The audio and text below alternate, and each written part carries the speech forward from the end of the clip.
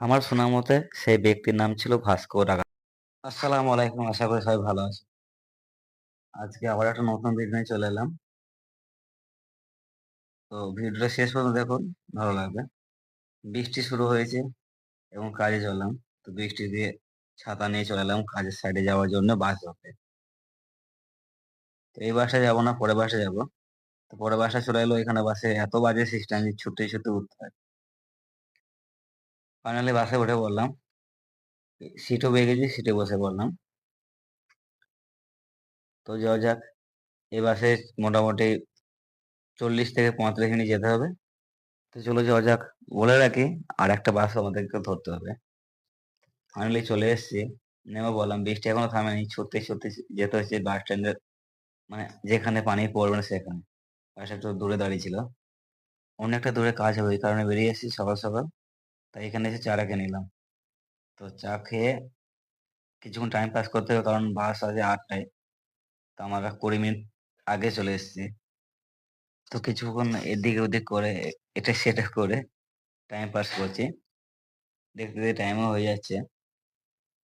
আজ বলে রাখি, আজ শুক্রবার ছিল বলে আমি এই ড্রেস পরেছি। কেরালাতে এইভাবে ড্রেস পরার কোনো বিষয় না। তো ফাইনালি বাস ছাড়া টাইম হয়ে গেছে, তাই আরেকটা বাসে উঠে বললাম। ওই বাসটা এখন খালি আছে, আস্তে আস্তে ভর্তি হবে। তো চলো তোমাদের রাস্তায় কিছু দৃশ্য দেখায়। এটা হলো সমুদ্র ধার থেকে নদী বের হচ্ছে, ওই নদীর রাস্তায়। আর এখানে তো নারকেল গাছের কোনো অভাব নেই গো, বলতে হবে না গো। আমরা যে রাস্তায় যাচ্ছি সেই রাস্তাটা সমুদ্র ধার দিয়ে যাচ্ছে। তো সমুদ্র দৃশ্যটা একটু দেখে নাও। এই জায়গাটা একটা বড় কাহিনী আছে, কাহিনীটা ছোট করে বলি, শুনো। আগেকার দিনে যে বলে না, ব্যবসা করতে আসতো পর্তুগাল থেকে যারা ব্যবসা করতে আসতো, তারা প্রথম এখানে এসেছিল। এই জায়গার নাম হলো কাপাড। ইতিহাসে আছে। আমার শোনা মতে সেই ব্যক্তির নাম ছিল ভাস্কো দা গামা। তা তোমরা যারা স্কুলে পড়েছো তারা অবশ্যই জানবে ভাস্কো দা গামার কাহিনীটা। তা এই জায়গায় প্রথম এসেছিল। তো আমরা এখানে এসেছি কাজে। একবার জায়গাটা দেখো, কত সুন্দর জায়গা। চারিদিকে সমুদ্র, সাইড দিয়ে রাস্তা বেরিয়ে হয়েছে। তো এটা হলো লাস্ট স্টপেজ, এখান থেকে আর রাস্তা ওইদিকে নেই গো। তো এখানেও আশেপাশে বাড়ি আছে, তো তারা অপেক্ষা করে বাসের জন্য। এই বাসটা এমনি তো টাইমে টাইম আছে। তোমাদের ভিডিওর মধ্যেখানে বলেছিলাম ভাস্কো ডা গামার কথা। তো ভাস্কো ডা গামার স্মৃতি স্মরণের জন্য এখানে একটা চিহ্ন করা আছে। তো চিহ্ন তোমাদেরকে দেখাই। এইখানে এই চিহ্নটা আছে। এবার এখানের মধ্যে কি আছে জানি না গো। তা চলো আমাদের নিজেদের গন্তব্য যাওয়া হোক। আর এখানে গাছপালার দৃশ্যটা দেখো, শুধু নারকেল গাছ। তুমি যেদিকে তাকাবে বেশিরভাগ নারকেল গাছই দেখতে হবে। তো ফাইনালি আমরা চলে এসেছি। তো তোমাদেরকে দেখাই বাসে। প্রথম তো খালি ছিল, তারপর কত ভিড় হয়ে গেল। শুধু ভিড়টা দেখো একবার। তো এসব বাদ দিয়ে সবাইকে ঠেলে সরিয়ে আমরা নেমে পড়লাম। আমরা মাঝখানে ছিলাম। নেমে পড়ে চলে যাবো কাজের সাইডে। বৃষ্টি এখন হচ্ছে, বৃষ্টির শেষ নেই এখন। সিমেন্ট হচ্ছে ঢাকা দিয়ে। তো চলো ড্রেসটা চেঞ্জ করে নেবো। ড্রেসটা চেঞ্জ করে সিমেন্ট করে নামিয়ে নেবো। আর সব থেকে বড় সমস্যা এই যে মই, মই দিয়ে সিমেন্ট তুলতে হবে। আমি ভিডিও করছি বলে না যে আমি সিমেন্ট তুলি না, আমিও শুধু সিমেন্ট তুলছি। ওদের গুলো করছি, আমি নিজেগুলো করতে পারছি না, যেহেতু আমি ভিডিও বানাচ্ছি। তো সিমেন্ট তোলা প্রায় শেষের দিকে। সিমেন্ট তোলার পর বালি বসানো হবে। সাথে বালিও আমি বহাবো, কারণ আজকে বৃষ্টি হচ্ছে, সাথে না করলে টাইম লাগবে আরো। তাই সাথে লেগে বালিটা তাড়াতাড়ি বইয়ে দিলাম। তো বালি বানানো কমপ্লিট হয়ে গেছে। আর এদিকে ভাড়া করে রেডি করেছি একজন। আর আমার এই দেখো বালি বইয়ে কি অবস্থা দেখো। বৃষ্টি হচ্ছে তাও এই অবস্থা। তো মহলা আমার কোনো প্রায় শেষ হয়ে গেছে। তো কাজে লেগে পড়বো।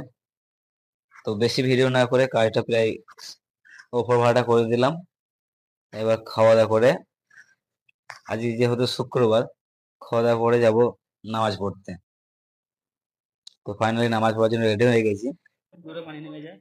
তো চলো দেখাই মসজিদটা আর মসজিদের আশেপাশে এরিয়াটা। আর আমি হাতে ছাতা নিয়ে চলে গেলাম, কারণ হালকা হালকা বৃষ্টি হচ্ছে। কেরালার বৃষ্টির কোনো ভরসা নাই, কখন যে জোরে বৃষ্টি নিয়ে যাবে বলা মুশকিল। মসজিদটা পাশেই আছে, এই বিল্ডিংটির পেছনেই মসজিদ। আর রাস্তা আছে 3-4টে, তার মধ্যে একটা ছোট রাস্তা আছে, ওইদিকে আমরা যাব। বেরোনোর সময় অন্য রাস্তাতে বেরোবো, তোমাদের দেখাবো। আর একটা বিশেষ কথা বলি তোমাদেরকে, তোমরা যারা কাজের বাহানা করে বা ইচ্ছে করে যারা জুম্মার নামাজ পড়তে যাও না, সবাইকে বলি জুম্মার নামাজ পড়তে যাও, এবং 5 ওয়াক্ত নামাজ পড়লে আরো ভালো হয়। তো সবাইকে অনুরোধ হইলো জুম্মার নামাজ অবশ্যই পড়বে। আর এই যে আমি ছাতা নিয়ে চলে আসলাম, এই তো মসজিদ। আর এই আশেপাশে যেগুলো জায়গাগুলো রয়েছে এগুলো কবরস্থান। আর কারো মনে যদি প্রশ্ন ওঠে যে আমি ক্যামেরা কি করে করি, ক্যামেরা আমার সবসময় চালুই থাকে, তাই আমার সমস্যা হয় না ক্যামেরা করতে। একটু লড়ে, তার জন্য না, কারণ বুক পকেটে ভরা থাকে ক্যামেরাটা। এই উজুখানা অনেক বড়। উজুটা এখানে উজু করে নেবো, উজু করে চলে যাবো মসজিদের ভেতরে। মসজিদটা অনেকটা বড়, ওপরের দিকেও আছে, বাট আমি ওপরে যাবো না, আমি নিচে নামাজটা পড়ে চলে আসবো। তো নামাজটা পড়ে প্রায় বেরিয়ে পড়লাম। তো আমি আসার সময় অন্য রাস্তা দেখেছিলাম, যাবার সময় অন্য রাস্তা। তা কেরালায় একটা জিনিস খুব ভালো লাগে, কেরালায় যত বড় বড় মসজিদ আছে, সব মসজিদের ভেতরে এই একটা করে ডোবা থাকে, দেখতে ভালোও লাগে। ভিডিওটি বেশি বড় না করে ভাড়াটা খুলে নিচে কাজগুলো প্রায় শেষ করে নিলাম। তো সকাল দুপুরবেলা দেখেছিলাম আমরা চা খাচ্ছিলাম, আসলে ওটা চা ছিল না, ওটা কফি ছিল। আর এখন খাচ্ছি চা, ঘর মালিক চা দিয়েছিল, চাটা খেয়ে চলে গেলাম, রুম যাওয়ার উদ্দেশ্যে বেরিয়ে পড়লাম। এখন বাজে 5টা 42। তো আসার সময় অন্যভাবে এসেছিলাম, যাবার সময় একটু অন্যভাবে যেতে। এখানে অটো ধরে যেতে হবে, অটো ধরে কিছুটা যাওয়ার পর আবার অন্য রাস্তা থেকে বাস পাবে।